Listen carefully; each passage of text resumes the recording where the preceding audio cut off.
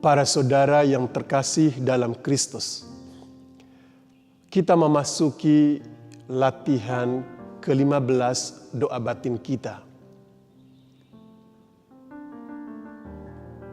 Dalam keseharian hidup kita, sadar atau tidak sadar, kita memiliki banyak keinginan. Banyak sekali keinginan yang ada dalam pikiran, dalam batin kita. Dan kita mengalami bahwa keinginan-keinginan itu menyiksa kita, membuat kita menderita. Santo Yohanes dari Salib berusaha untuk menerangkan asal-usul timbulnya keinginan yang beragam itu di dalam hidup kita. Dia menerangkan demikian, bahwa Allah melukai jiwa kita. Dan seluruh hidup kita merupakan usaha pencarian kita untuk menyembuhkan luka itu. Allah melukai jiwa kita, dan kita kemudian sepanjang usia hidup kita seakan-akan kita pergi kemana-mana, kita mencari hal-hal apa-apa yang bisa menyembuhkan luka itu. Yohanes dari Salib berkata dalam bait pertama madah rohaninya, "Di mana kau sembunyi kekasih? Kau pergi bagaikan rusa setelah kau melukai aku." Jadi kita dilukai dan seakan-akan Allah pergi begitu saja. Kita mencari orang, hal, perihal yang bisa menyembuhkan luka itu. Apa yang terjadi para saudara? Kita kemudian mencari pada hiburan-hiburan, materi, pengetahuan, seks, kekuasaan. Kita berpikir semua hal itu bisa menyembuhkan luka di batin kita, bisa memenuhi kebutuhan, keinginan yang beragam itu, yang banyak itu. Tapi kita sebetulnya keliru. Hal-hal yang terbatas ini tidak dapat memenuhi, menyembuhkan kerinduan batin yang tak terbatas. Hanya Allah saja dalam rohnya yang dapat menyembuhkan luka itu. Hal-hal duniawi tidak pernah bisa memenuhi keinginan hati kita yang beragam itu. Dan karena kita menduga bahwa hal-hal duniawi ini bisa memenuhi keinginan-keinginan kita, kerinduan kita yang terdalam, bahkan kita kemudian menjadikan mereka sebagai berhala-berhala. Tetapi kita diingatkan oleh Santo Yohanes dari Salib, hal ini tidak pernah terjadi. Ketika kita melakukan doa batin, doa kontemplatif, sebenarnya kita sedang di jalan untuk mencari Dia. Dan pada akhirnya, ketika perjalanan kita semakin jauh, latihan kita semakin intens dan semakin dalam. Dalam perjalanan waktu pencarian itu, kita akhirnya menemukan Dia bukan di mana-mana, tetapi teristimewa di dalam kedalaman batin kita. Kita menemukan Dia di dalam jiwa kita sendiri. Santo Yohanes dari Salib dalam Nyala Cinta yang Hidup, dalam puisi dan bukunya Nyala Cinta yang Hidup, dia berkata demikian, "Di dalam pusat itu, di dalam kedalaman kita, terjadilah divine anointing, pengurapan ilahi." Ini berarti bahwa pengurapan ilahi terjadi di dalam pusat diri kita, tempat di mana Allah berdiam itu. Dan pada saat itu penyembuhan terjadi. Penyembuhan mental, spiritual, fisik terjadi ketika pengurapan ilahi itu terjadi. Dan dia berkata, ini terjadi di dalam kedalaman batin kita, di dalam kedalaman diri kita. Para saudara yang saya kasihi dalam Kristus, dengan demikian kita memiliki sedikit gambaran bahwa perjalanan kita menuju pusat terdalam batin kita untuk ketemu Allah batinia.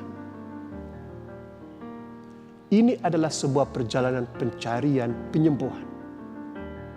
Keinginan-keinginan ini selama proses perjalanan ini ditertibkan, diarahkan.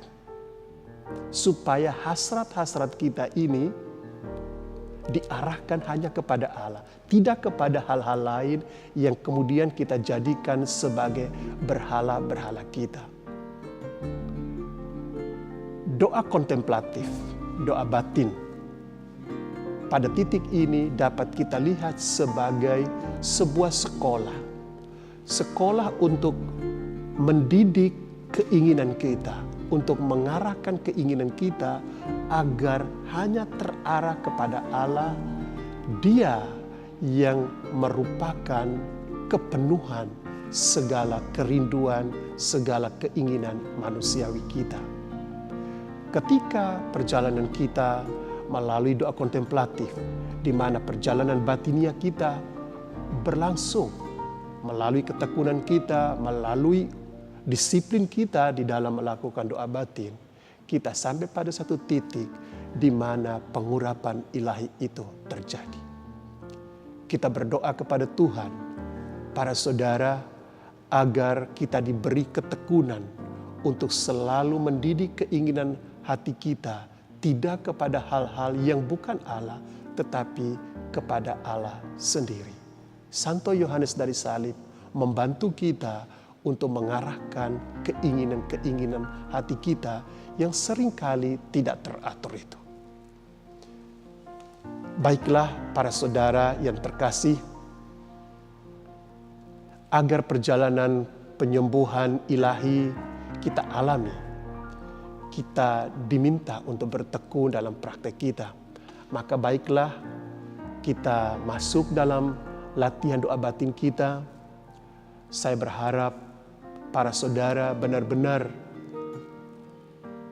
membuka hati, menyiapkan waktu dan diri untuk melakukan doa batin ini dengan baik.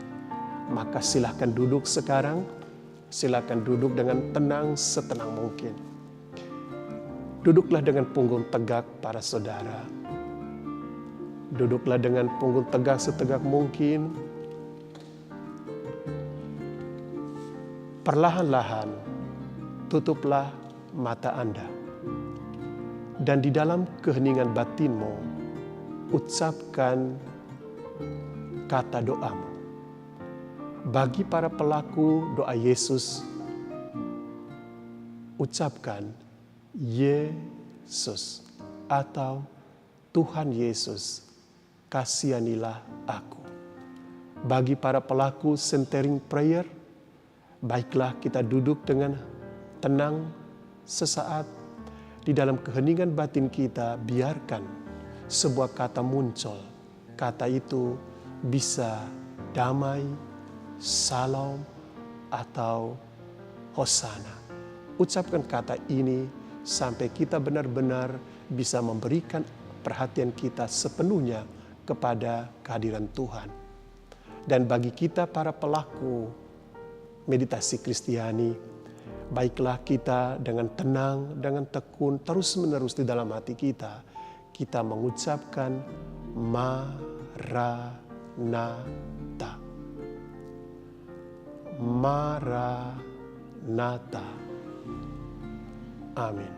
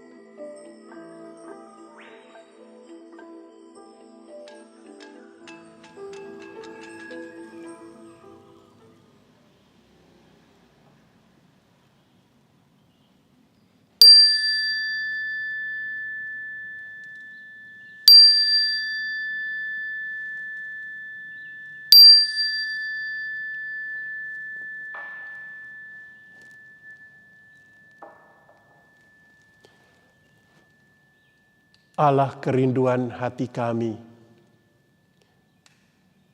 ketika kami mencari Engkau untuk menyembuhkan luka hati oleh keinginan-keinginan yang silih berganti mengerubuti hati kami. Engkau menolong kami, memberikan kami arah untuk dapat menemukan Engkau di mana Engkau berada. Kami percaya bahwa hanya Engkau sendirilah yang dapat menyembuhkan, memenuhi kerinduan terdalam batin kami. Bantulah kami agar kami juga dapat memalingkan diri dari hal-hal lain, makhluk-makhluk duniawi ini, agar hati kami melulu hanya terarah kepadamu saja. Demi Yesus Kristus Putramu, Tuhan dan Pengantara kami. Amin.